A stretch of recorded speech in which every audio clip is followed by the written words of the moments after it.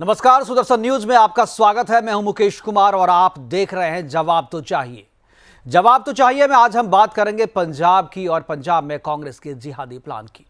पंजाब की अमरिंदर सिंह की सरकार ने मुस्लिम बहुल मलेरकोट को नया जिला बनाने की घोषणा कर चुनाव से पहले एक मुस्लिम कार्ड खेला है। बात सिर्फ नया जिला बनाने की ही नहीं बल्कि इसकी घोषणा के दिन को लेकर भी उठ रहे हैं। ईद के दिन मुस्लिम बहुल मलेरकोट को जिला बनाने की घोषणा कर कांग्रेस ने जो राजनीतिक संदेश देने की कोशिश की है उसका विरोध भी शुरू हो गया है। यूपी के मुख्यमंत्री योगी आदित्यनाथ ने पंजाब के इस फैसले को मुस्लिम तुष्टीकरण बताते हुए संविधान की मूल भावना के खिलाफ बताया है। इसे आज हम इसी पर चर्चा करेंगे कि चुनाव के 6 महीने पहले मुस्लिम बहुल मलेरकोट को जिला घोषित कर पंजाब की कांग्रेस नीति सरकार के मुख्यमंत्री कैप्टन अमरिंदर सिंह क्या भेदभाव की राजनीति को प्रमोट कर रहे हैं?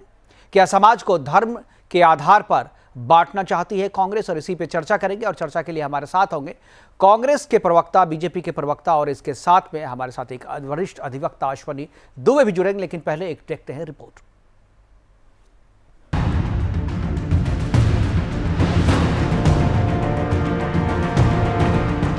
कांग्रेस का जिहादी प्लान, मुस्लिम तुष्टीकरण में जुटी कांग्रेस, मालेरकोटला पर उठे सवाल।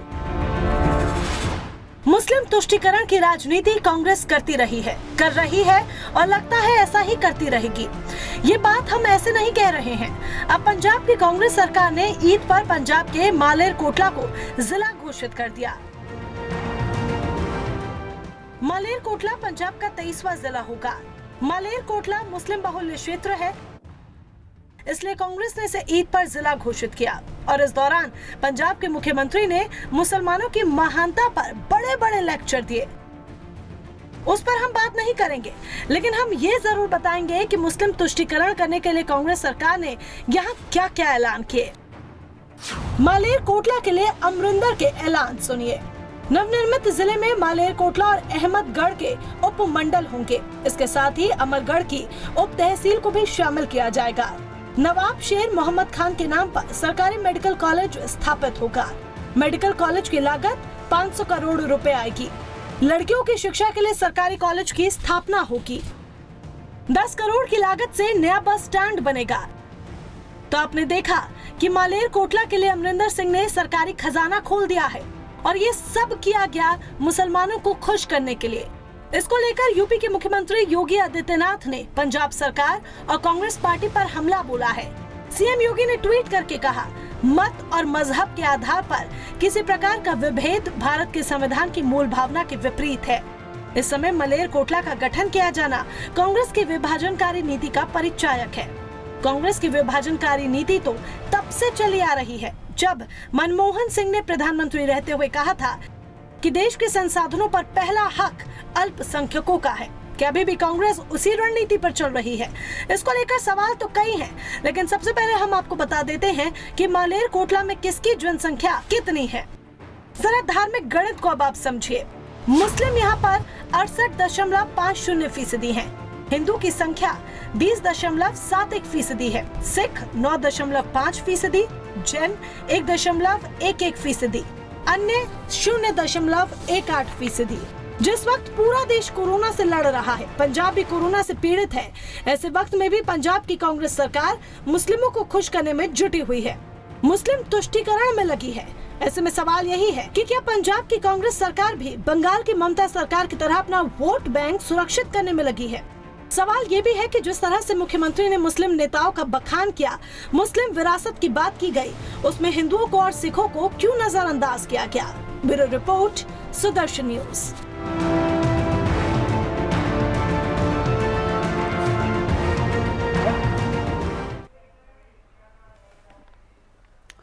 तो मलेरकोटला को जिला घोषित कर दिया गया है, नया जिला घोषित किया गया है। जिला घोषित करने के बहुत सारे क्राइटेरिया होते हैं। प्रशासन के पास उसी क्राइटेरिया के आधार पर नए जिले घोषित किए जाते हैं। खासतौर पर पॉपुलेशन जो है इसका एक महत्वपूर्ण योगदान होता है और पॉपुलेशन के आधार पर नए जिले बनाए जाते हैं। और एक जो और अहम बात होती है वो होती है जनसंख्या का निर्धारण। जनसंख्या का निर्धारण जो नई जनसंख्या गणना, जो मतगणना जो होती है, जिससे जनसंख्या की गणना होती है, उसकी रिपोर्ट के आधार पर तय होता है। हमारे साथ अश्वनी दुबे जी हैं, वरिष्ठ अधिवक्ता।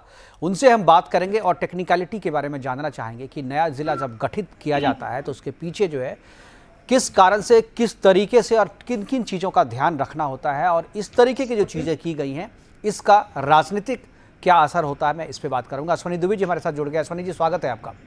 थैंक यू वेरी मच, बहुत बहुत धन्यवाद। अश्वनी जी, ये जो मलेरकोटला का जो मामला है, ये तो मामला सीधे तौर पे, जैसा कि योगी आदित्यनाथ जी ने ट्वीट किया है, वो साफ तौर पे लग रहा है कि ये जो है एक तुष्टीकरण की तहत जो है, चूंकि 6 महीने के बाद वहाँ पे चुनाव है और ये मांग बहुत पुरानी थी, इसलिए इंतज़ार नहीं किया गया। 2021 की जो जनगणना की रिपोर्ट है, उस रिपोर्ट के आने तक का इंतज़ार नहीं किया गया, बीच में ही घोषित कर दिया, जिला बना दिया गया, जबकि बहुत सारी चीज़ें हैं। मैं आपसे जानना चाहूँगा, जो आप ज़रा बताएं हमारे दर्शकों को कि नया जिला बनाने के लिए क्या क्या चीज़ें ज़रूरी होती है और किन किन आधार पर जिला का गठन किया जाता है। सबसे पहले तो मुकेश जी, इस महत्वपूर्ण चर्चा के लिए आपका बहुत बहुत धन्यवाद। एक ऐसा विषय, मैं 2 मुद्दों पर बात करूंगा। सबसे पहले तो जो कानून की बातें हैं उस पर बात करने के अलावा जो डिविसिव पॉलिटिक्स है उस पर भी बात करूंगा। जो पंजाब का पंजाब डिस्ट्रिक्ट बोर्ड्स एक्ट 1883 है, उसके मुताबिक पंजाब को, सरकार को, चुनी हुई सरकार को ये तो अधिकार है कि वो किसी भी जगह पर जो है जिला, किसी जगह को सेंसस को देखते हुए, मांग को देखते हुए, उसके जनसंख्या को देखते हुए और वहां से डिस्ट्रिक्ट हेडक्वार्टर का जो डिस्टेंस है वो कितनी दूर है और उस एरिया के डेवलपमेंट के लिए कर सकती है। बिल्कुल। परंतु सवाल यह है कि कॉन्स्टिट्यूशन का जो सेक्युलर फैब्रिक है या कॉन्स्टिट्यूशन का जो बेसिक प्रियम्बल है वो खराब नहीं होना चाहिए, क्योंकि आप किसी भी व्यक्ति को अपीज करने के लिए एक डिस्ट्रिक्ट नहीं बना सकते हैं और ना ही किसी कॉन्स्टिट्यूशनल बॉडी का गठन कर सकते हैं। अभी कुछ दिनों पहले, अगर आपको याद हो मुकेश जी, आप तो हमेशा चर्चा करते रहते हैं इन मुद्दों पर।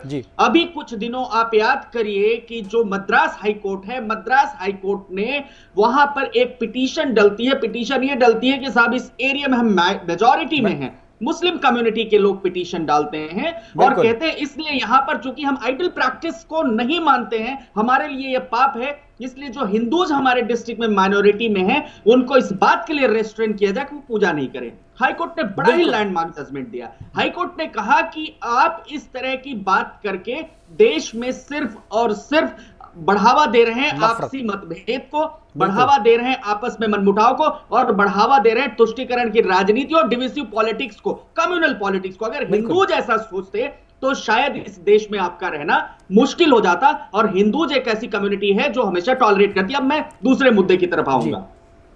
जो पंजाब डिस्ट्रिक्ट बोर्ड्स एक्ट 1883 है, निश्चित तौर पर इलेक्टेड गवर्नमेंट को यह पावर देता है कि आप डिस्ट्रिक्ट का फॉर्मेशन कर सकते हैं, परंतु जिस पंजाब ने 1947 में इतनी हिंसा देखी हो, और वो हिंसा इसी कम्युनल लाइन के आधार पर, बिल्कुल बिल्कुल, और वो हिंसा देखते हुए भी एक डिविसिव पॉलिटिक्स को देखते हुए, अपीजमेंट की पॉलिटिक्स करते हुए, और एक अफगानी के नाम पर, वो भी नहीं कि कोई भारतीय हो, एक अफगानी के नाम पर आप जो है डिस्ट्रिक्ट मुस्लिम बाहुल और ईद उल फितर पर आप गिफ्ट देते। मैं जानना चाहता हूं कि क्या इस तरह की पॉलिटिक्स से आप देश में नफरत को, अराजकता को, जाति धर्म को बढ़ावा देना चाहते हैं, या ये कॉन्स्टिट्यूशन का जो इंश्योरेंस, कॉन्स्टिट्यूशन में जो प्रोविजंस है उन प्रोविजंस को देखते हुए कॉन्स्टिट्यूशन की जो मंशा है उस मंशा को इंप्लीमेंट करना चाहते हैं। तीसरी बात मैं बताऊं, अभी जो हिंसा वेस्ट बंगाल में पूरे देश ने देखी, वेस्ट बंगाल में किस तरह से हिंदूज को चुन चुन करके मारा गया या मारा जा रहा है, महिलाओं के साथ बलात्कार किया जा रहा है, क्या उसी बात की, उसी तुष्टीकरण की बात कैप्टन अमरिंदर सिंह पंजाब में करना चाहते हैं?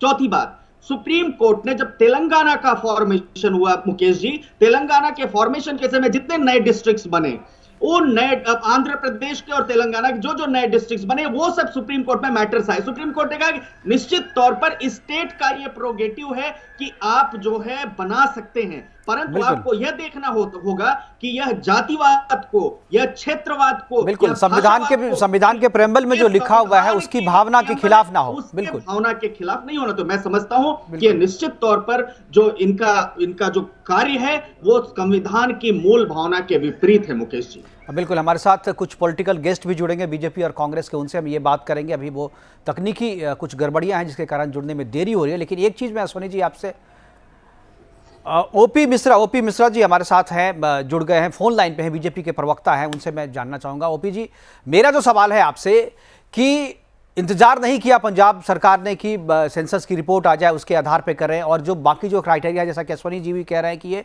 डिसिसिव पॉलिटिक्स करती रही है कांग्रेस, और उसी का एक नतीजा है, और बहुत सारे उदाहरण भी दिए अश्वनी जी ने। मैं आपसे जानना चाहता हूँ, जब आपकी सरकार थी वहाँ पर, तो आपने भी 3 डिस्ट्रिक्ट बनाए थे वहाँ पे, तो अभी जो वहाँ पर नया जो डिस्ट्रिक्ट बना है, जो पंजाब में आपकी जब सरकार थी तो वहाँ पर 3 डिस्ट्रिक्ट जो है बीजेपी सरकार, अकाली दल की सरकार ने ही बनाया था, लेकिन अभी जो मलेरकोट जो बना है उसका आप विरोध कर रहे हैं। तकनीकी आधार पर यह विरोध हो रहा है, या जो जिस तरीके से योगी जी कह रहे हैं कि डिसिसिव पॉलिटिक्स है, तो क्या सिर्फ विरोध करेंगे या कोर्ट में जाकर के इसको चैलेंज भी किया जाएगा? देखिए मुकेश जी, अभी 6 महीना चुनाव है, और जिस तरह पंजाब की सरकार ने ये निर्णय लिया है, ये निश्चित रूप से एक राजनीतिक निर्णय है, और एक विशेष जाति और धर्म के व्यक्तियों को अपीजमेंट की पॉलिसी का स्पष्ट उदाहरण है, और संविधान की मूल भावना के खिलाफ है कि आप किसी विशेष धर्म को और किसी विशेष जाति को खुश करने के लिए वहां एक अलग जिले का निर्माण करने जा रहे हैं, वहां एक अलग संवैधानिक व्यवस्था अब बनाने जा रहे हैं। और योगी जी ने बिल्कुल स्पष्ट रूप से कहा है कि ये मुस्लिम अपीजमेंट की पॉलिसी है, एक विशेष जाति को खुश करने की प्रक्रिया है जो कांग्रेस करती रही है, और कांग्रेस के लिए ये कुछ भी नया नहीं है, वो इस तरह के कदम उठाती रही है।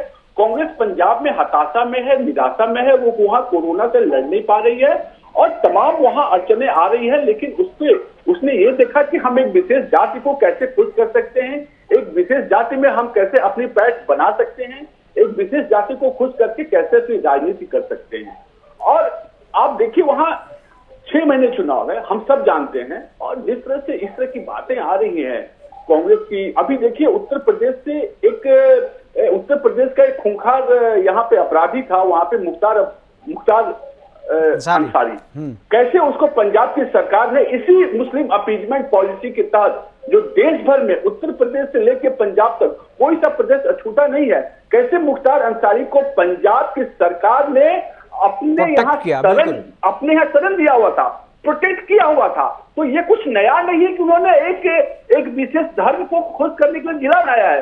मुख्तार अंसारी का उदाहरण हमारे पास है, अभी यहाँ जिला का उदाहरण हमारे पास है, अभी कई ऐसे उदाहरण हैं जहां हमें स्पष्ट रूप से दिखता है कि कांग्रेस इस तरह के लोगों को, इस तरह के व्यक्तियों को, इस तरह के विचार को लगातार आगे बढ़ा रही है, और ये हम सब लगातार देख रहे हैं, इसमें कुछ भी नया नहीं है। बिल्कुल ओपी जी, ये बात आप सही कह रहे हैं। आप उत्तर प्रदेश में, चूंकि मुख्यमंत्री उत्तर प्रदेश के इनका विरोध किया है, तो वहां की बीजेपी यूनिट जो है इसका विरोध करे, लेकिन पंजाब में जो बीजेपी की यूनिट है उन्होंने तो स्वागत किया है, उन्होंने जिला की घोषणा के साथ ही इसका स्वागत का बयान भी आ गया था। तो ये क्या है, जो एक तरफ बीजेपी आप कह रहे हैं कि अपीजमेंट है, ये गलत हुआ है, लेकिन जो पंजाब की बीजेपी यूनिट है वो इसका समर्थन कर रही है, ऐसा क्यों? हम जिला बनाने के कहीं विरोधी नहीं है कि कोई जिला बने या न बने, लेकिन जिस तरह से, जिस आधार पे, जिस तरह की पॉलिसी लाके, जिस तरह का एक वो धारणा दिखा करके एक मुस्लिम अपीजमेंट पॉलिसी, एक विशेष जाति को खुश करने की पॉलिसी के खिलाफ है भारतीय जनता पार्टी। कहीं भी जिला बने, उसका सत्ता का विकेंद्रीकरण हो, जिला बने, वहां का विकास हो, इससे किसी को भी कहीं भी आपत्ति नहीं है, वो पंजाब का हमारा भारतीय जनता पार्टी का यूनिट हो या उत्तर प्रदेश का हो। लेकिन जिस तरह से, जिस तरीके से जिला बनाया गया, जिस तरीके से एक विशेष धर्म को खुश करने के लिए वहां लगातार कांग्रेस की सरकार काम कर रही है, इसमें योगी जी ने स्पष्ट रूप से अपना मत दिया है कि ये बिल्कुल संविधान की मूल भावनाओं के खिलाफ ये जा रहा है, जहां एक विशेष जाति और धर्म को खुश करने के लिए एक नए जिले का बिल्कुल ओपी जी हमारे साथ बने रहिए। अभी अश्वनी जी भी यही बात कह रहे थे, योगी जी भी यही बात कर रहे हैं। अश्वनी जी, मैं आपसे एक चीज जानना चाहूंगा, अगस्त 2017 में ज़कात फाउंडेशन ने कश्मीर यूनिवर्सिटी में एक प्रेजेंटेशन दिया था। उस प्रेजेंटेशन में कश्मीर रेनेसां की बात की गई थी, और उसके माध्यम से, इस टॉपिक के माध्यम से एक जो है दिखाया गया था, एक जो हमारे टेलीविजन स्क्रीन पे भी आप देख रहे हैं, इसमें यह बताने की कोशिश की गई थी लोगों को, जो भी उस प्रेजेंटेशन को देख रहे थे कश्मीर यूनिवर्सिटी में, बहुत सारे मुस्लिम बुद्धिजीवी थे, सच्चर कमेटी को आधार बना करके कहा गया था कि जहां भी मुस्लिम आबादी, कैराना का उदाहरण दिया था इसमें, उत्तर प्रदेश के कैराना का, कि वहां पर मुस्लिम आबादी जो है 53.5% जो है मुस्लिम की आबादी है, और फिर भी जो है उसको वहाँ पर एससी, जो वहाँ पर जो लोकसभा की सीट है वो एससी कैटेगरी में है। इन लोगों की जो मुख्य मांग थी, इन लोगों की मुख्य मांग ये थी कि जहाँ भी मुस्लिम आबादी है वहाँ पर कंस्टिट्यूएंसी, ये तो अभी केवल जिला की घोषणा की गई है, लेकिन इनकी मंशा पे मैं सवाल उठा रहा हूँ और इसी पे मैं आपसे भी जानना चाहूँगा। इनकी मंशा ये है कि जहाँ पर पहले तो अपना पॉपुलेशन बढ़ाओ, पॉपुलेशन बढ़ाने के बाद वहाँ की डेमोग्राफी चेंज करो, डेमोग्राफी जब चेंज हो जाएगी वहाँ पे, उसके बाद पॉलिटिकली अपने आप को वहाँ पर इस्टेब्लिश करो, वहाँ के जो सांसद हो वो अपना होना चाहिए, वहाँ का विधायक जो है वो अपना चाहिए, वो वहाँ का जो स्थानीय प्रतिनिधि है वो अपना होना चाहिए। तो ये सारी चीज़ें जो है वे करके उन्होंने 2017 में इस रिप्रेजेंटेशन में बताया था, कैराना का, करीमगंज का और वेस्ट बंगाल की कुछ कंस्टिट्यूएंसी का जो है उन्होंने उदाहरण दिया था। मेरा मानना है, और ये जितनी भी कंस्टिट्यूएंसी थी वो सारी एससी कंस्टिट्यूएंसी थी, जिसको इन लोगों की डिमांड है उस प्रेजेंटेशन में कि आप जो है उसको मुस्लिम के लिए आरक्षित कर दें वहाँ पर एससी एसटी के बजाय। मैं ये जानना चाहूँगा इनकी जो ये मंशा है, ये तो हालांकि कॉन्स्टिट्यूशन इस बात को अलाउ नहीं करता है कि आप धर्म के आधार पे जो है आप किसी कॉन्स्टिट्यूशन का जो है आप कॉन्स्टिट्यूएंसी का आप रिजर्वेशन करें, लेकिन उनकी मंशा यही है। क्या आपको लगता है, सोनी जी आप वरिष्ठ वकील भी हैं और इस तरीके के मामले को बड़ी करीब से आप देखते हैं, क्या आपको लगता है इनकी जो मंशा है, इनकी मंशा ये है कि इस तरीके का भी संशोधन संविधान में हो कि जिस तरीके से एससी एसटी के नाम पे रिजर्वेशन मिलता है, कंस्टिट्यूएंसी रिजर्व की जाती है, उसी तरीके से मुस्लिम के नाम पर भी कंस्टिट्यूएंसी रिजर्व की जाए और जहां पर मुस्लिम आबादी ज़्यादा है वहां का रिप्रेजेंटेशन जो है मुसलमानों के हाथ में ही मिले, या तो पार्टी सुनिश्चित करे या नहीं तो संविधान सुनिश्चित करे? मुकेश जी बहुत बहुत मत आपको साधुवाद एक ऐसे टॉपिक को उठाने के लिए जो टॉपिक अब तक किसी नेशनल टेलीविजन चैनल ने नहीं उठाया। जी, हम लोगों ने इसको पहले भी उठाया हुआ है सर, इसको भारत नहीं, बिल्कुल मैं आज की बात मलेरकोट की बात कर रहा हूं। जी। भारत के इतिहास में मुकेश जी शायद ये पहली बार हो रहा है कि किसी एक खास समुदाय के वोट बैंक को लुभाने के लिए, आकर्षित करने के लिए मजहब के आधार पर जिले का निर्माण किया गया है। Point number 1। अब पॉइंट नंबर 2, जो आपने सच्चर कमेटी की बात की मुकेश जी, मैं बड़े दावे के साथ संविधान के तमाम अनुच्छेदों के अनुसार यह बता देना चाहता हूं कि भारतीय संविधान का अनुच्छेद 25 संविधान के धर्म को प्रोपोगेट करने की आजादी तो देता है, लेकिन मजहब के आधार पर सीमाओं के निर्धारण की, असेंबली सीट्स के निर्धारण की, या पार्लियामेंट्री कॉन्स्टिट्यूएंसीज के निर्धारण की, या किसी परिसीमन की आजादी नहीं देता है। बिल्कुल। अब मैं तीसरी तरफ आपको बताना चाहता हूं कि गवर्नर के पास जब स्टेट गवर्नमेंट, किसी भी स्टेट गवर्नमेंट का जो लॉ है, लॉ को बना करके जब नए डिस्ट्रिक्ट का फॉर्मेशन करती है, गवर्नमेंट को गवर्नर को इंश्योर करना चाहिए, क्योंकि इसमें सिर्फ और सिर्फ हम यह नहीं कह सकते हैं कि जो इलेक्टेड गवर्नमेंट है, इलेक्टेड गवर्नमेंट रिस्पॉन्सिबल है। अल्टीमेटली जो कॉन्स्टिट्यूशनल अथॉरिटी जो नोटिफाई होता है, जो अप्रूव करता है, जो इसको अप्रूव करता है, बिल्कुल सही कहा। मैं जानना यह चाहता हूं बिल्कुल कि जो देश में केंद्र में बैठी हुई सरकार है, क्या डायरेक्टली और इनडायरेक्टली वो इस डिविसिव पॉलिटिक्स को बढ़ावा नहीं दे रही है? बिल्कुल, बड़ा ही सही है। बिल्कुल सही सवाल उठाया आपने, सही सवाल उठाया आपने। मैं इस पे भी आऊँगा। और ये जो बात आपने कही जो कंस्टिट्यूएंसी वाली है, ये जो हमने ज़कात फाउंडेशन के जरिए जो कंस्टिट्यूएंसी के जिस तरीके से डेमोग्राफी चेंज करके देश पे कब्जा करने की बात है, इसको हम लोग अपने यूपीएससी जिहाद के तहत हमारे प्रधान संपादक सुरेश चौहान जी ने पूरा एक सीरीज चलाया था। हालांकि अभी वो अदालत में है मामला, उसके कारण हम ज़्यादा इस पर नहीं बोल सकते हैं, लेकिन हमारे पास और भी इस तरीके के बहुत सारे ऐसे मामले हैं जो अभी रोक के कारण जो है, अदालत की रोक के कारण हम नहीं रहे, लेकिन इस पे पूरा एक रिसर्च है जिसको लेकर के हम आज या कल इसको लेकर के जरूर आएंगे। यूपीएससी जिहाद की जो सीरीज है वो आज ना कल आपके सामने आएगी, तो इसका और भी बहुत ही ज्यादा खुलासा हम करेंगे, तथ्यों के साथ करेंगे, सबूतों के साथ करेंगे। हमारे साथ सैफ खान जी हमारे साथ है, कांग्रेस के प्रवक्ता जुड़ गए हैं, देर से ही जुड़े हैं। सैफ खान जी स्वागत है आपका। और सबसे पहली प्रतिक्रिया मैं चाहूंगा कि चुनाव 6 महीने हैं, 6 महीने पहले आपने ये घोषणा पंजाब में कराई कि मलेरकोट जो कि मुस्लिम बहुल है उसको जिला घोषित कर दिया। इंतजार नहीं किया कि जो जनगणना की रिपोर्ट है वो आए, और इसके अलावा ईद के मौके पर खासतौर पे आपने इसकी घोषणा करके जो राजनीतिक संदेश देने की कोशिश की है, वो संदेश क्या है, मैं वो जानना चाहूंगा। सबसे पहले मैं आपका बहुत शुक्रगुजार हूं, आज आपके साथ जो है मौका मिला जी। तो मैं सबसे पहली चीज, मुझे बड़ी जो है आश्चर्य और आपत्ति, ये जो आपत्ति मैं देखता हूं भारतीय जनता पार्टी की तरफ से, तो ये कौन सी भारतीय जनता पार्टी है जो जिले लेवल पे है या पंजाब लेवल पे है या जो नेशनल लेवल पे है जो ये आपत्ति उठा रही है? कुछ लोग सपोर्ट कर रहे हैं, कुछ लोग नहीं सपोर्ट कर रहे हैं। और ये जो आपने कहा है कि जो है मुस्लिम बहुल क्षेत्र है, देखिए एक नया एडमिनिस्ट्रेटिव जो है एक नया जिला बना है वहां पे, किसी धर्म को स्पेसिफाई नहीं हुआ है या किसी धर्म के नाम पे अलॉट नहीं कर दिया गया है। तो सबसे पहले मैं जो दर्शक हैं उनको ये क्लियर करना चाहता हूं कि जिला अलग होने का मतलब ये नहीं है कि जो है कि भारतीय जनता पार्टी जो इल्जाम लगा रही है कि जो ये इसको मुस्लिम बहुल क्षेत्र है या ये हिंदू बहुल क्षेत्र है और उसको अलग कर दिया जाए, नहीं, ऐसी कोई बात नहीं है। ये जो है डिस्ट्रिक्ट अलग किया गया है, किसी धर्म के नाम पे नहीं किया गया है। नहीं, आप बिल्कुल आप सही कह रहे हैं, ये सवाल नहीं उठता, ये सवाल बिल्कुल नहीं उठता जो आप कह रहे हैं, क्योंकि बहुत सारी चीज़ें पर्दे के पीछे से कर दी जाती है, लोगों को बाद में पता चलता है।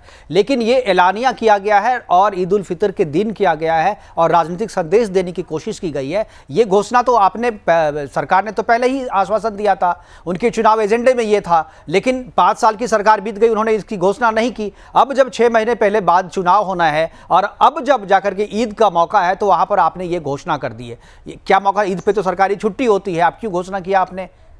तो इस राजनीतिक संदेश देने की कोशिश, डिसिसिव पॉलिटिक्स तो इसी को कहते हैं ना सैफ साहब। और राजनीति में हर एक बयान के अपने मतलब होते हैं और उस संदेश और उस मतलब के आधार पर ही आगे की राजनीति की जाती है। इस पर हम आपसे जवाब लेंगे, लेकिन अभी वक्त एक छोटे से ब्रेक का। ब्रेक के बाद लौटेंगे तो हम चर्चा करेंगे इस बात पर और सैफ खान साहब से जानना चाहेंगे कि जिस मौके का इंतजार किया गया था, जिस मौके पर इसकी घोषणा की गई थी,